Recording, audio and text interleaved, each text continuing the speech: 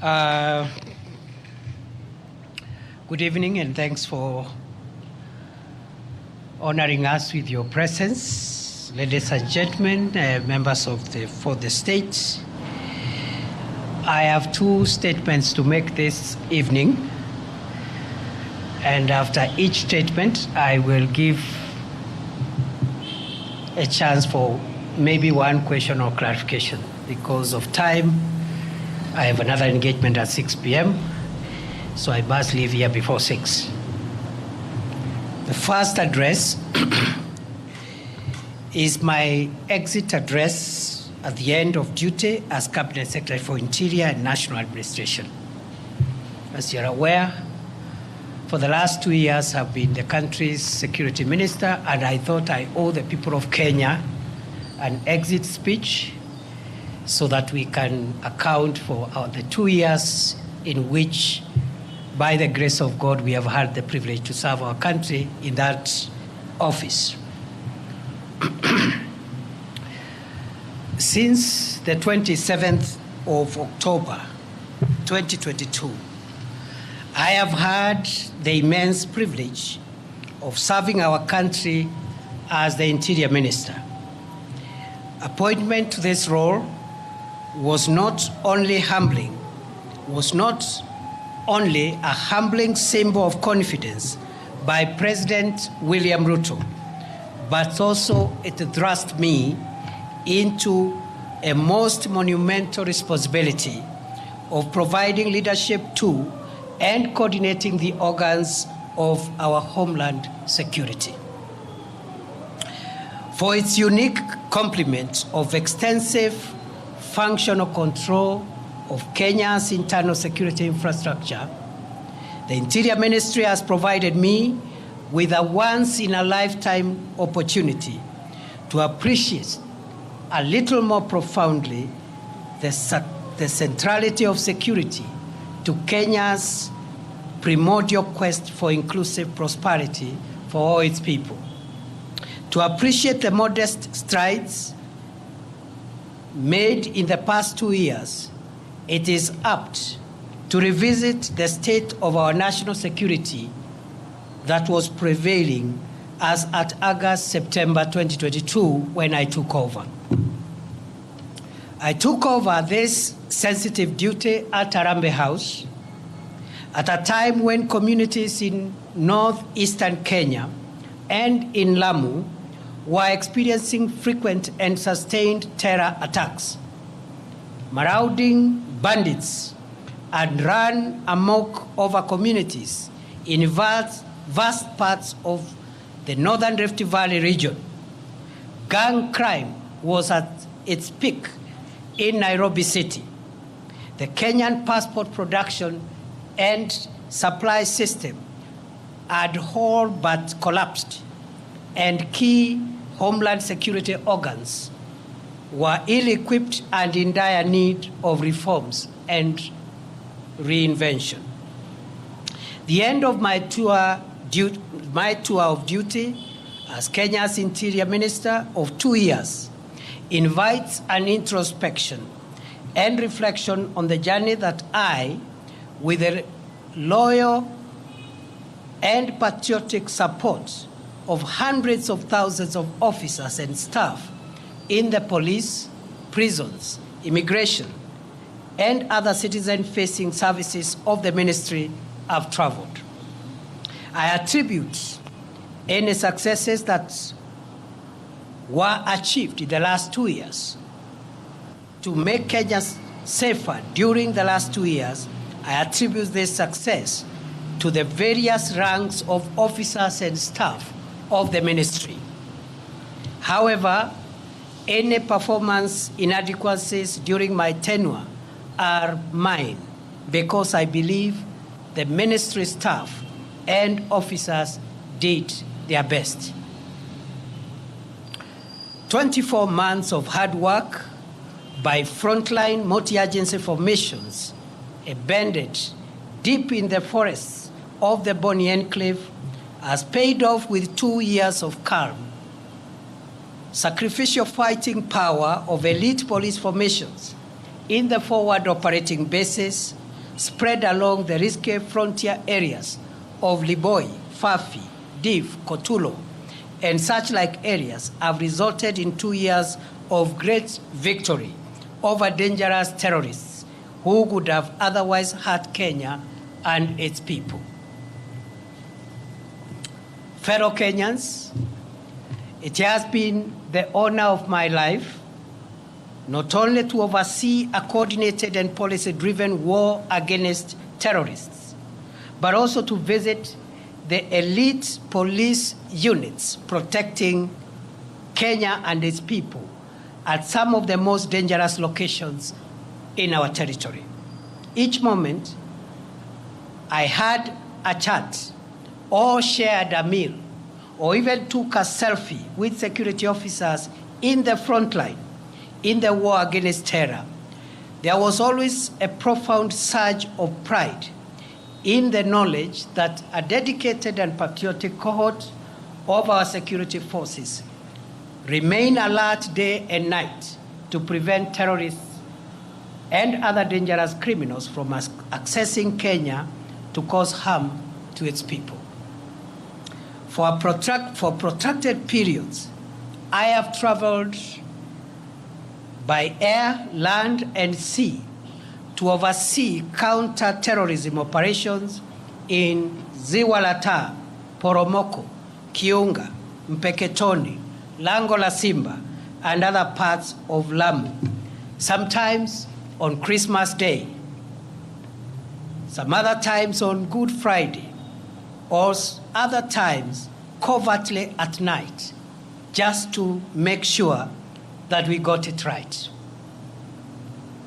I have been to Wajir, Mandera, Takaba, and other parts of our country exposed to the threat of terror, just to give morale to frontline security officers and their commanders, and also to listen to communities in search of durable solutions against the violence of terrorist groups. Throughout the past 2 years, nothing has given me greater sense of fulfillment than the long days and sometimes humid nights spent in some of the farthest outposts within our territory. Therefore, fellow Kenyans, as I relinquish the leadership of the Interior Ministry, which I've already done, I am proud to report that save for a few inevitable losses, Lamu and northeastern Kenya are much safer and calmer today than the situation that prevailed in the last half of 2022. To our gallant security officers who paid the ultimate price with their limb or life to keep Kenya safe, I salute you and promise that Kenya will never forget your valor and patriotic sacrifice. May the souls of the officers who have lost their lives in the protection of our homeland and its people find perpetual rest in eternity. Equally, the memory of civilian souls lost through injury inflicted by terrorists will forever evoke our collective duty to keep Kenya free from danger, whatever its source. Fellow Kenyans, by the end of 2022, over 135 innocent Kenyans, including 20 security officers, had been killed by marauding bandits in parts of Baringo, Laikipia, Samburu, Turkana, West Pokot, and Elgeyo Marakwet counties within a span of 6 months. During the same period, dozens of schools were closed, thousands of families were displaced, and public amenities destroyed by bandit gangs, some of whom converted school classrooms into permanent dormitories for bandit families. To arrest possible breakdown of law and order, a police-led security operation with the support of the military was declared on 13th February 2023. It has been 19 months of sustained war on bandits in the north of our country.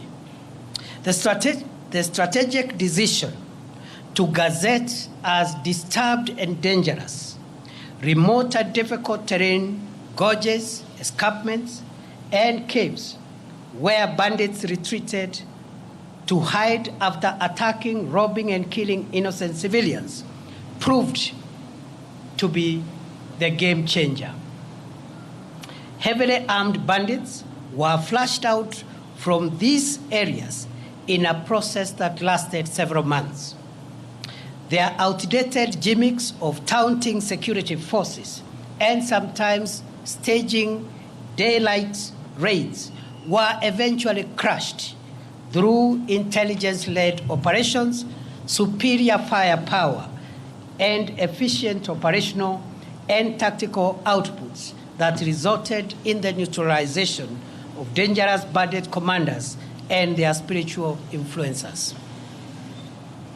19 months after President Ruto ordered the most consequential security operation against banditry ever to take place in northern Kenya, the infrastructure that had sustained banditry for over 4 decades has been suppressed and dismantled.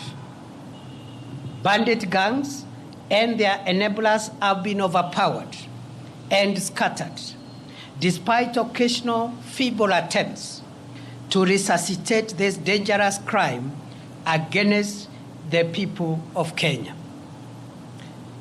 Scores of schools in Baringo, Samburu, Elgeyo Marakwet, Turkana, West Pokot, and Laikipia counties have been reopened.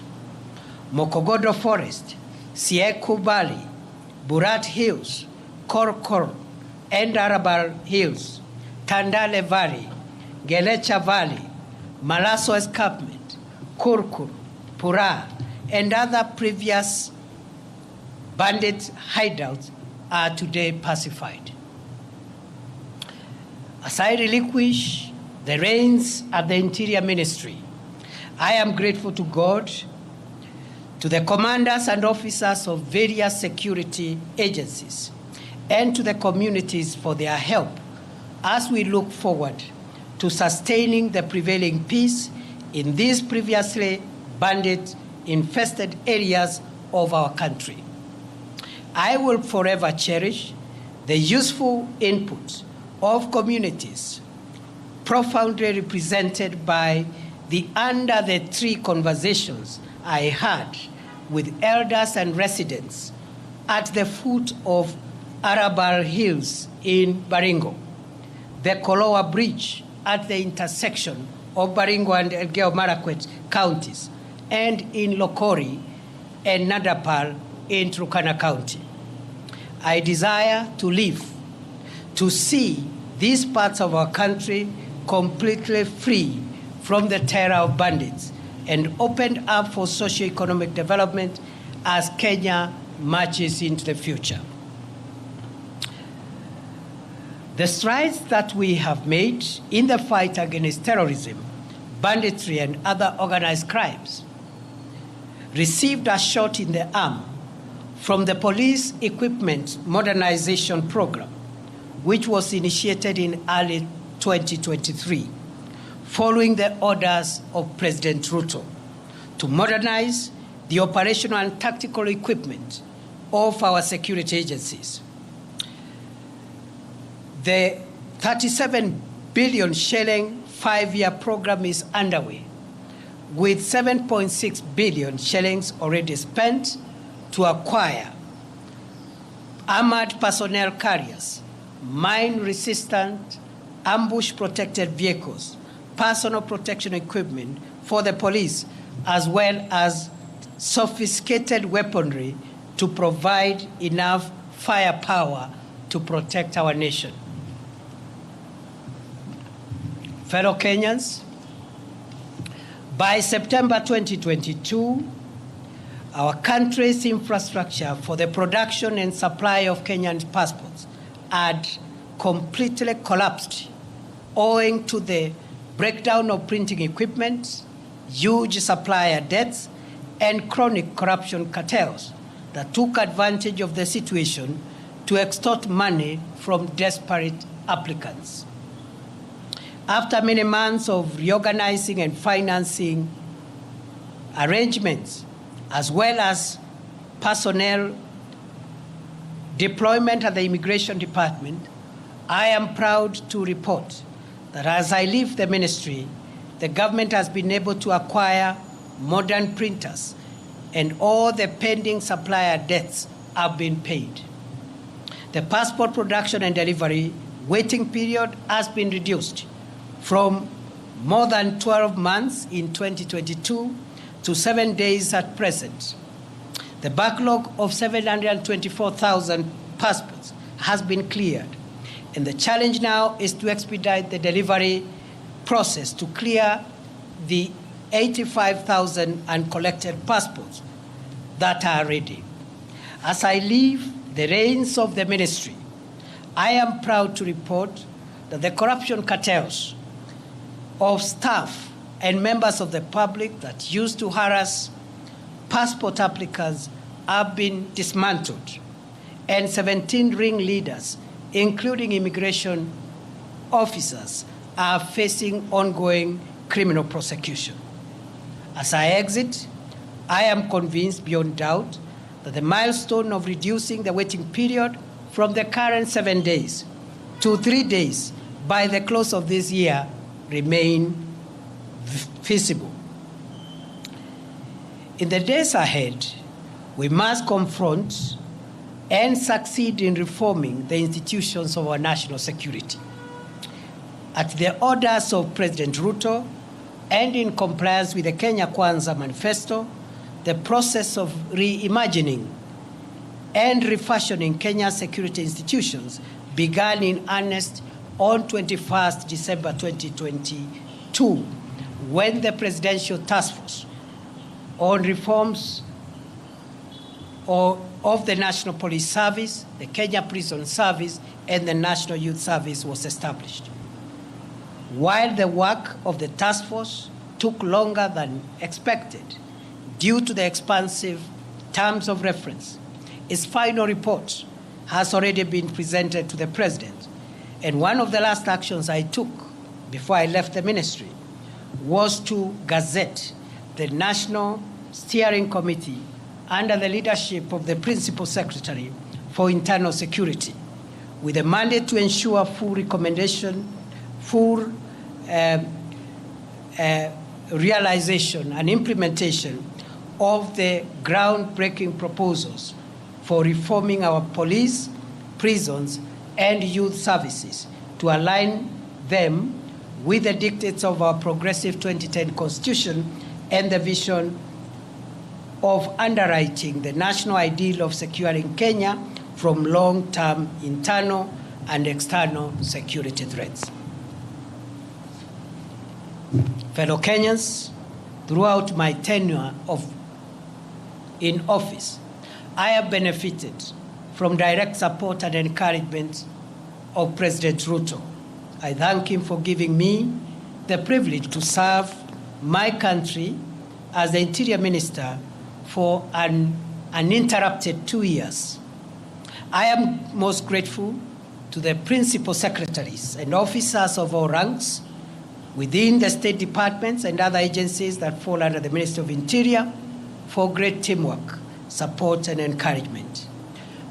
To our security officers, especially those assigned the sensitive duty of protecting the country from terror, banditry, and other organized crimes, I salute you all for your selfless and patriotic service to our country.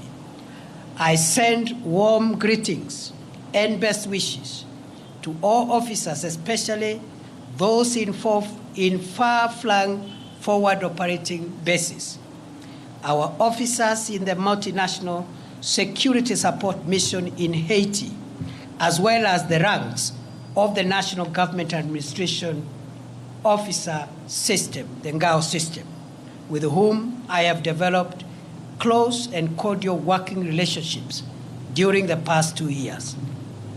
I pray that my successor will build on the gains we made and will succeed to roll back the emerging reports of mysterious disappearances, abductions, and femicide. Goodbye, and God bless Kenya and protect our dear country, our homeland, the Republic of Kenya.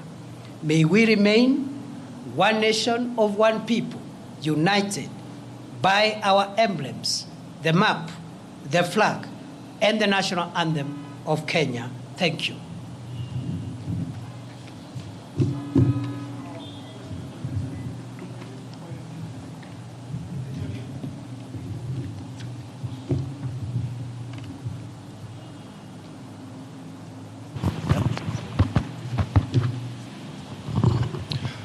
My name is Eric Owenga, labda kwa Kiswahili Bwana Naibu Rais. What do you speak of about your legacy in terms of abductions and extrajudicial killings that were rampant during your reign as the Cabinet Secretary of Interior for the past 2 years? Because Kenyans, some of the questions have not been answered in regard to the same. Can you exhaustively speak about it? Thank you. Yes, as you have, thank you very much for that concern. As I have said towards the last part of my statement, I have demonstrated how for 2 years, every day of my life, I have struggled to secure the country from crime and from people who would have caused us harm. And I have told my journey, the places I've been and what has took me there, the work I did in immigration and other places. At the end of my statement, I have said, as I exit that office, I'm exiting at a time when there are reports of cases of mysterious disappearances, abductions, and femicide. And I have handed over the responsibility of cracking down on those emerging reports of crime. And I wish him well, and I know he will succeed. The same way in the past, I've been able to handle those other national security challenges. Remember, these are challenges that we've witnessed in the last few months, and already we had gotten ourselves on a place where we had come up with a strategy of cracking down on this criminal behavior, the same way we succeeded, even with the Nairobi urban crime, which was quite a spiral at the time we took over, and which today is manageable. And therefore, these are developments over the last few weeks, maybe a couple of months.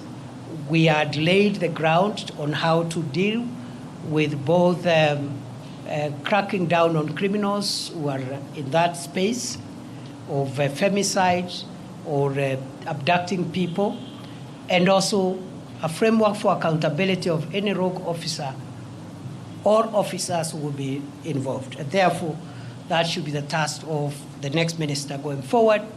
I have no doubt I have done my best every day of my life, and there is no day I have slept without asking myself what I have done to make our country safer. Before, because of time, allow me now to transit and speak on my assumption of office to the